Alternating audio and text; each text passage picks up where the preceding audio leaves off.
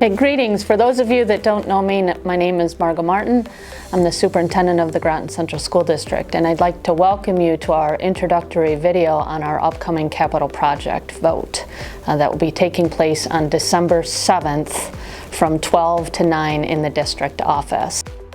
I hope you enjoy the video. We've interviewed a number of stakeholders that will give you a complete perspective on all aspects of the project from their point of view and why we believe that this is something that would benefit the entire Groton Central School District community.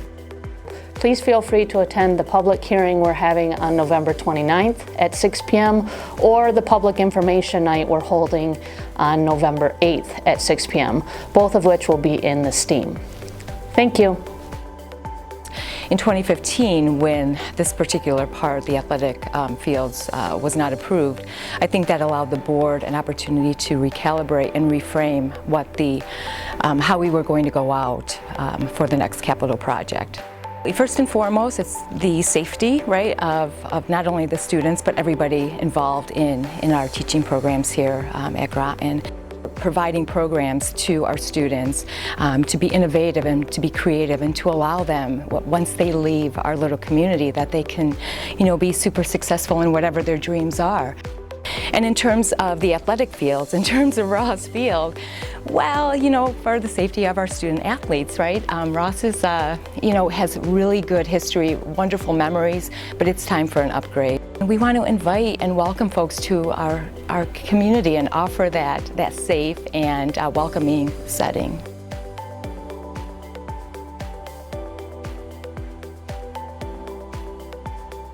We have piping, we have doors, exterior doors, and casings, because a lot of them are due to the amount of salt that the kids track through and that we use just in general. From a safety standpoint, sewer gases and other things you don't want to be dealing with, underneath a building in an enclosed space. There is a big investment in the bus fleet. We house the buses in the bus garage as it provides better protection for them in inclement weather, and that reduces our repair and maintenance costs. Leaking roofs are never good. The roof is out of warranty and is starting to leak, and it's leading to the potential for water damage within the building itself.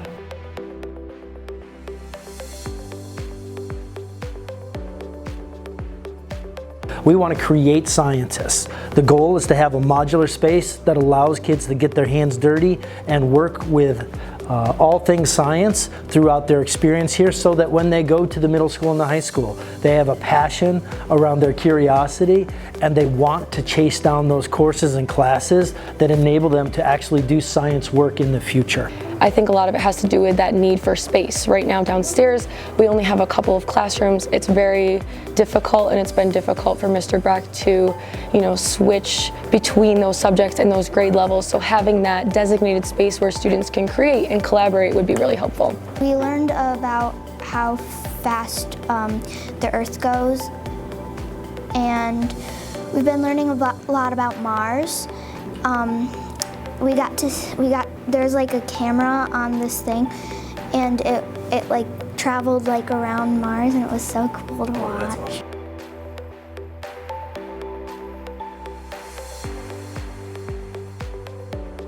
It will provide us with a safe environment for our athletes, and also provide a nice experience for our fans, which we have not had.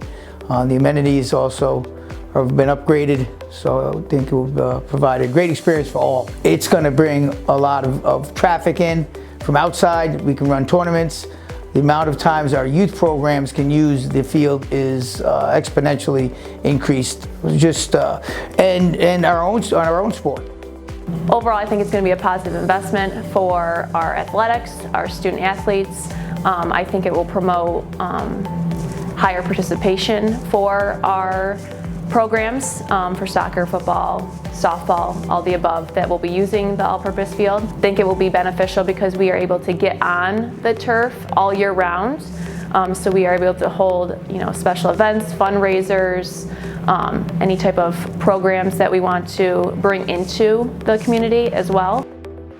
For us, I feel that the field it's like on a slant that half of the field you're running up and then half of the field you're going to be running down. It's also just like our field, it's muddy a lot. And there had been days where kids would go home with mud up to their shins. In softball, the dirt is always like, there's a bunch of mud piles and a bunch of like spots of water that you can't really run on. Currently our fields, the Ross field itself, it's really not safe. It's not safe for the athletes, it's not safe for the fans. The safety around the fencing in the end zone, it doesn't meet IAC regulations, and anybody that comes here can refuse to play on this field due to safety issues.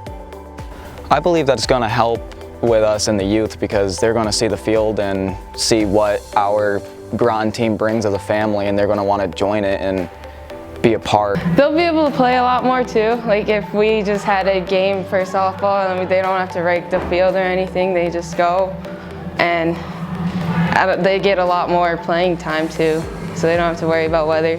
I think the town just coming together to watch many different games for Groton would be amazing for little kids, like for our youth programs and for everybody.